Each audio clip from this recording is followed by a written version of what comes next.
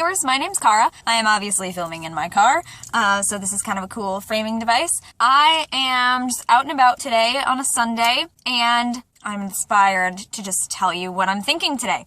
So, today I went a little early to church because I was asked last weekend to play with the Chimes choir for my church, and so the Chimes played a piece during the service, which is one of my favorite songs that we sing at church, Dona Nobis Pacem, which is Latin for grant us peace.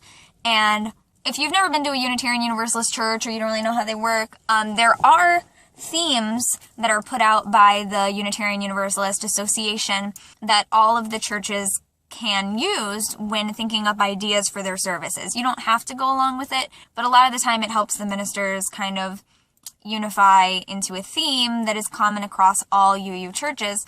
And the theme for this December 2015 is peace. So we played Dona Nobis Pacem, we sang other songs about peace, especially with all the crazy stuff going on in the world right now. There have been a lot of services. We've been talking about social justice matters, which is always a big thing with UUs, but especially with all this stuff going on, we're talking a lot about that.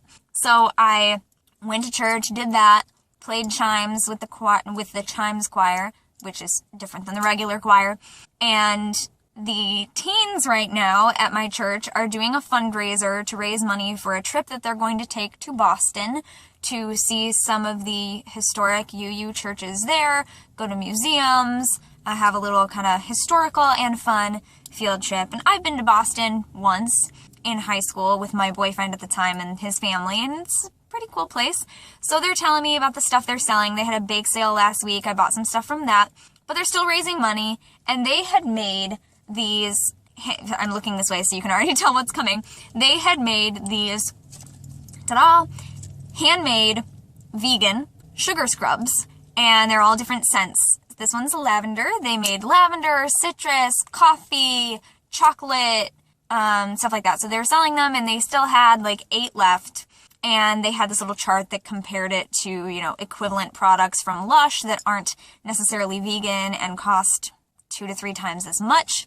So they were giving me their little spiel and telling me about what their fundraiser was for and what their trip's going to be and stuff like that. So I was like, okay. So I went, and I couldn't really decide because they all smelled really good and really yummy, and they're literally just like coconut oil and sugar and whatever other thing they added, like lavender essential oil in this one, or citrus oil, or coffee grounds, or cocoa powder. I couldn't decide. So I got 4. I bought 2 as gifts for other people, and I got myself the lavender and the chocolate. Because also, I'm looking for more vegan products in my life, and these are great, and it was for a good cause, and homemade, and, and they're cute, and then I'll have the jars afterwards. So, teens from my church, I hope you enjoy your trip to Boston, and I am glad that I could contribute to that a little bit. Today was also the soup luncheon that my church does every year that benefits our social justice work, and so it was a free will donation, and it's set up to kind of replicate a soup kitchen as a reminder that there are people in our own community who don't have enough to eat and do need to rely on community efforts like soup kitchens in order to have a decent meal. So we always do a vegan soup, and it was really good. So I had some of that. And then I headed to a local Barnes & Noble store that also has a coffee shop. I don't know if they all have coffee shops now, but I was catching up with a friend of mine who wanted to know about my trip to witch camp and just kind of catch up because they are about to move out of state and go back to where they used to live. We just happened to meet because they came to community kirtan at my church, and that's how we met. And then they came to church services a couple times. They came to the Cleveland Witches Ball with me, stuff like that. So we became pretty close in a vague acquaintance kind of way, and want to catch up a little bit. So I met them here. We had peppermint mochas from the little Starbucks Barnes & Noble coffee shop, and spent an hour and a half or so catching up, told them about witch camp, we talked about paganism, we talked about magic, just kind of whatever. And at one point, there were 2 ladies at a table kind of nearby, and at one point, when my friend was talking, I overheard the people at the next table say something about a Wiccan witch, And I was like, I wonder if they heard part of our conversation and that sparked something, and then they started talking about it. So that was just kind of a cool little moment. But anyway, after that, I looked around at all the books and things, and I have a little wish list for myself now of things, books that I would like to read. So I want to do this as kind of a memory thing, to remember what I want. I didn't buy anything today from the bookstore, but some things that I want to read, things that I want to get. There are 3 books that I found in the whole store that I would like to read, that I would like to get soon. One of them is I Am Malala, which is Malala's book about her life and the story of how she was, shot by the Taliban and then won a Nobel Peace Prize and all of this. And so I want to read that because obviously she's very influential, very inspirational, and I want to know more of her story in her words. So I saw that. That's a book I would like to get soon. Another thing, which was actually displayed right below it where I was looking, is Wreck This Journal. You may have heard of it. It's a journal where on every page it has some kind of instruction, some kind of creative instruction. And it might be scribble all over this page. It might be color this entire page. It might be rip this page out of the book and crumple it up and throw it in the nearest garbage can. It might be rip this page out, fold it into a paper airplane. It might be glue something to this, press flowers on this page, pretend that this page is an envelope that you're doodling on. There's just a ton of stuff.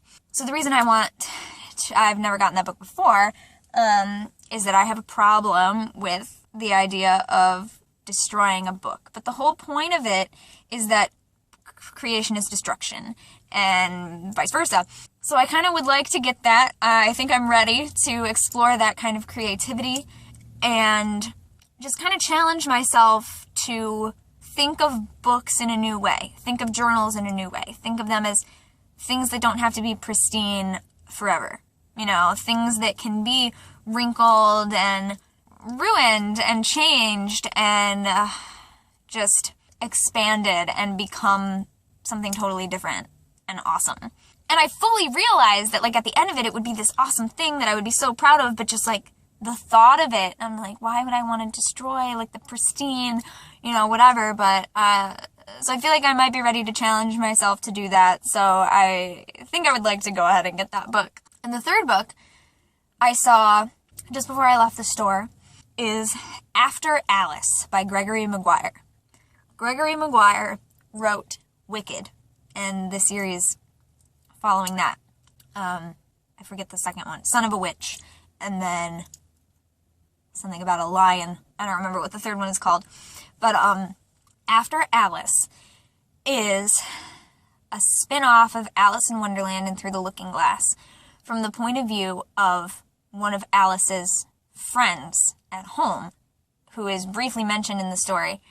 And I just read the flyleaf description, and it was basically that her friend Ava comes to visit her, but gets there a moment too late and falls down the rabbit hole herself, but far enough behind that she can't catch up with Alice. And it's Wonderland and all of those experiences through her friend's point of view. But I love Wicked, and I just love the idea of what Gregory Maguire does with his work, so I would really like to read that. So those are the 3 things that kind of stuck out to me that I was like, oh man, this is awesome. Also, I'm sorry, my nose itches so much right now. My gosh. The other thing that just really kind of inspired me is all the different journals and things that they have. Just the amount of different ideas that people have for journals and creative books and stuff like that is awesome. And coloring books, adult coloring books. There's a lot of mandala coloring books and stuff like that now, and Zen coloring books and Zentangle and stuff like that. And I think it's a really cool idea. And it just seems like there's so many things now that are geared toward trying to get people to get out of their everyday, mundane, run-of-the-mill, straight and narrow thought process of life that you have to deal with a lot of times, depending on what your work life is like, what your home life is like. Just things that are trying to get people out of that and get to be creative, or get to have a moment to yourself to be creative and color and be a little bit present, but also meditative, there seems like there was just a lot of that. And that's such a cool thing. And I would love to do something I like to doodle. I do like art stuff. I've always been really kind of hesitant to do any art that to me feels permanent. Like I said with the Wreck This Journal, like when I really was into painting, when I still lived with my mom and her husband bought me some canvases and acrylic paint sets, and he thought, if you want to paint, here you go. But to me, I've always painted on things like rocks and slate and wood and glass bottles and stuff like that. To me, painting on a canvas is so much like, whoa, like totally different animal to me. And I don't know why. It's just how I've always been. It's kind of like intimidating. But I would like to do some of that. And what I want to do with that then is put it on my Etsy shop and give it to you, you know? And I've done some wood burning things that people have liked, and I'm looking around at like these inspirational magnets and prints that are on pencil cases and books, tote bags, things like that. I have decorated some tote bags that I haven't been able to sell yet. But more of that kind of thing I want to do more of. I'm looking around all these inspirational quotes and I'm thinking, you know, there's nothing like what I would really want for myself. So it kind of just popped into my head while I was there, like things that I would want as an inspirational quote to like put on a pillow or hang on the wall. So I'd like to do some of that in the near future and then put those on Etsy or give them as gifts. You know, I was looking for a gift for my sister. Spoiler, she watches this channel. I'm not going to tell you what I was thinking, but I was looking for something for her and I was like, there's nothing that I really like that I think is perfect. And so I might just want to, you know, do something that is more like what I would want. You know, when you go out and you're looking for something and nothing that's already out there is exactly what you would want. And that's kind of how I approach my YouTube channel. I make videos that I would want to watch. And even though they're way too long and I wouldn't be able to actually spend the time watching my videos every single day, I appreciate those of you who do. But it's kind of like, you know, filling that emptiness in the market. And that's why you look around and you're like, how are there so many journals? How are there so many cards? So many books? Do you ever stop and think about how there are so many books in the world that no matter how much of an avid reader you are and how quickly you read and how nonstop you read and how long you live and how long you continue to do that, how you will never be able to read a significant fraction of the books that exist. Like, you just look around the bookstore and there's only a small portion that are even things that you might be interested in, but there are so many more things that you'll never get around to reading that maybe you don't want to read, maybe things that you do want to read, and it's just incredible. There's a whole section there that's all books by YouTubers. You know, Connor Franta, Miranda Sings, of course Tyler Oakley. I'm reading Binge right now, and it's incredible. I'll do a review of it, or I'll do a video about it, you know. I can't even remember some of the other names. That Joey Graceffa has a book, just so many of them, and that's such a cool thing. Such a cool thing. Like, anybody could write a book about their life, and other people would want to read it. Not everybody in the world would read it, but some people would. And part of actually what the minister was saying today in our service, which was actually my minister's partner, was our guest minister today. One of the things he said in the face of all of this injustice that's happening and, you know, people who are doing things because of misunderstanding each other, because of hating each other, because of not thinking of each other as real human beings who deserve the same rights and chances that we have, that, you know, othering people and thinking of them as other, therefore dehumanizing them. Something he said in relation to that was that you can't hate someone whose story you know. You can disagree with them, you might still not like them, you might still not fully understand them, but in a way, just listening to them, to their story, knowing their story, creates a relationship with them that starts to break down that tendency to other. And I thought that was so cool. And that's what YouTube is as well, especially with people like me and like many others who vlog. That's how we feel about people, that we know them a little bit more, even if you've never met us in person, even if we've never met each other in person, you start to know them. And I can attest to the fact that even just through that, when I meet people in person who I know from YouTube, it doesn't feel weird. Like, sometimes I even have to do a double take to realize, oh yeah, I've never met you in person. Like when I met Witchboy Columbus at Pagan Pride, and when I just met, what is his YouTube name now? Little Raven Prince? Brendan from Pagan Perspective. When I just met him recently, it was just like, you know, a hug and a hello, and, you know, because we've known each other for years. And stuff like that. So, you know, you feel like you know people. You don't really, and I always want to remind people of that. You don't know everything about a person's life just because you watch their videos. You only know what they share with you. And reading Tyler's book right now, which again I'll talk about more in when I do a video about it, but that's like a supplement to his videos, because he talks about a lot of things and tells a lot of stories in his book that are not things he's ever shared before on YouTube. So he's revealing a little bit more of himself. And I like him a lot. I love Tyler. I do. And I just think stuff like that is so cool, that people have the opportunity not only to become big on YouTube, but then to be able to write books, and they do other things like podcasts and music and whatever else they may do. And I just think that's amazing. And there's so much to do in life, and I do very much feel like you'll never get to do it all, but I enjoy it, and it's fun, and I want to do some more creative stuff. I guess I'm feeling highly motivated today, and I know in about 2 or 3 days, just the way that it ebbs and flows, the way that it transitions, there will be a day this week where I don't want to do anything, and I have no motivation to do anything creative, and I will like lay on the couch reading one of the many, many books that I haven't read yet, and that'll be all that I do, and that'll be fine. It's perfectly fine if the only thing that you do on a given day is live. Just be there. Just show up and make it to the next day. That's fine. But on the days that I'm feeling really motivated, I would like to.